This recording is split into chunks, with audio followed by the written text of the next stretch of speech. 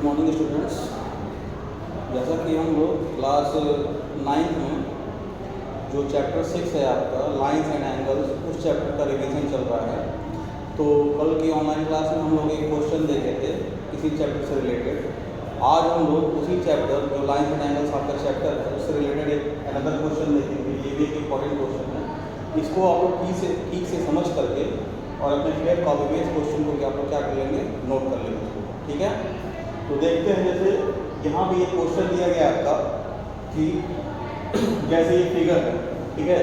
अब ये फिगर है, अब इस फिगर में फिगर को देख करके यहाँ पे क्वेश्चन में क्या बोल रहा है, ये जो y है हमारा, इसको हमको फाइंड करना है, y की वैल्यू।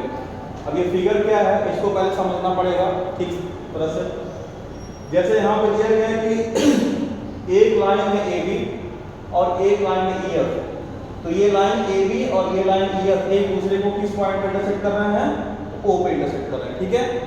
एक और इस तरह से लाइन लिया है CD, वो भी इसी पॉइंट O से होते हुए जा रहा है, ठीक है।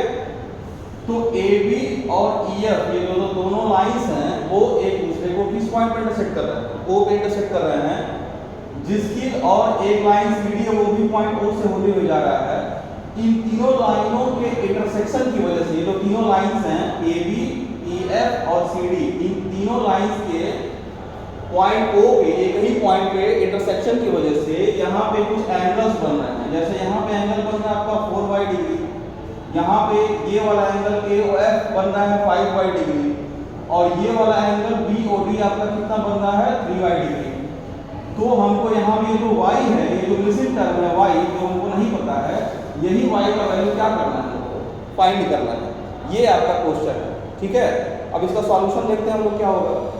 तो सबसे पहले हम लोग यहाँ पे नोट करेंगे कि लाइंस, जैसा कि हम लोग देख सकते हैं फिगर में, लाइंस AB एंड कौन सी लाइन EF, ये दोनों लाइन AB और EF एक दूसरे को किस पॉइंट पे इंटरसेक्ट कर रहे हैं, O पे इंटरसेक्ट कर रहे हैं। इंटरसेक्ट एट O, ठीक है। AB और EF पॉइंट O पे इंटरसेक्ट कर रहे हैं। तो यहाँ पे हम लोग देखते हैं क्या है, ये एंगल AOF और इसके ठीक सामने वाला opposite angle BOE, vertically opposite angle बन रहे हैं ये दोनों। एंगल AOF और एंगल BOE आपस में कैसे एंगल बन रहे हैं, वर्टिकली अपोजिट एंगल। और जैसा हम लोग थ्योरी में पढ़ चुके हैं पहले भी कि वर्टिकली अपोजिट एंगल हमेशा आपस में क्या होते हैं, इक्वल, ठीक है। तो यहाँ पे ये एंगल है AOF और ये एंगल है BOE, ये दोनों आपस में क्या होंगे, इक्वल होंगे।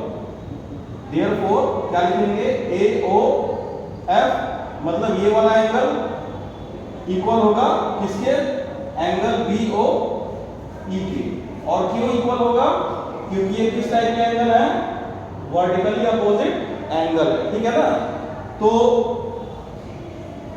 AOF की वैल्यू कितनी है, 5y।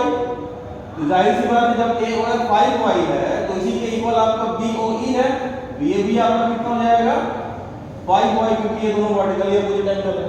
तो यहाँ हम लोग क्या लिख सकते हैं, देयरफॉर यहाँ से BOE भी हमको कितना मिल जाएगा, 5y। क्यों मिल जाएगा 5y, क्योंकि ये AOF के इक्वल है। क्यों इक्वल है, क्योंकि ये दोनों कैसे एंगल है, वर्टिकली अपोजिट एंगल्स है, ठीक है। बात समझ में आई। तो BOE की वैल्यू भी कितनी हो जाएगी, 5y। अब हमको फाइंड क्या करना है, हमको फाइंड करना है y का वैल्यू। अब इस लाइन को आप लोग देखिए, जो लाइन CD है, तो ये जो लाइन CD है एक स्ट्रेट लाइन है। अब ये स्ट्रेट लाइन क्यों है, क्योंकि इस लाइन CD के ऊपर की तरफ ये एंगल 4y, ये एंगल 5y और ये एंगल 3y, तीनों को अगर जोड़ा जाए तो ये तीनों मिलकर कितना बनाएंगे, 180 डिग्री बनाएंगे। मतलब ये एंगल COE 4y, ये एंगल BOE 5y और ये थर्ड एंगल BOD 3y, तीनों मिलकर कितना बनाएंगे, 180 डिग्री बनाएंगे। तो 4y 5y और 3y तीनों का अगर सम किया जाए, टोटल सम निकाला जाए, तो इन तीनों का टोटल सम कितना होगा, 180 डिग्री के इक्वल होगा, ठीक है ना। तो यहाँ पे हम लोग लिख सकते हैं clear, angle COE plus angle BOE,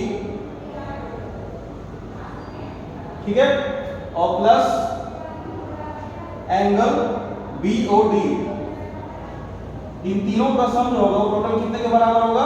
180 degree के क्या होगा? इक्वल होगा, ठीक है ना। तो COE हमारा कितना है? 4y डिग्री प्लस BOE हमारा एंगल कितना है? 5y डिग्री और प्लस BOD ये वाला एंगल हमारा कितना है? 3y डिग्री और ये तीनों मिलकर कितना बनाएंगे? 180 डिग्री। ये पूरा हाफ सर्कल बन रहा है 180 डिग्री, ठीक है। अब यहाँ पे तीनों को हम लोग प्लस कर लेंगे, तो 4y 5y और 3y तीनों को ऐड करने में टोटल हमारा कितना आएगा? 12y, ठीक है। 5 4 9 और 9 3 कितना हो जाएगा? 12, यानी तीनों का टोटल सम कितना होगा? 12y इक्वल्स टू कितना हो जाएगा? 180 डिग्री। अब यहाँ से हम लोग y का वैल्यू निकाल लेंगे। y इक्वल्स टू कितना आएगा हमारा? 180 अपॉन 12। 12 से 180 को डिवाइड करेंगे, 12 1 जा 12, 18 में से 12 गया, कितना बचा आपका? 3 बचा, नहीं सॉरी 18 में से 12 गया आपका, कितना बचा? 6 बचा। उसके बाद हो जाएगा टेबल पढ़ेंगे तो 12 5 जा 60, तो ये आ जाएगा डिवाइड करने पे 180 जो हम लोग 12 से डिवाइड करेंगे तो हमारा कितना आएगा? 15, यानी y का वैल्यू कितना हो जाएगा? 15 डिग्री। जो हमारा y है वो y का वैल्यू कितना हो जाएगा? 15, ठीक है। ये हो गया आपका y और ये हो गया आपका आंसर।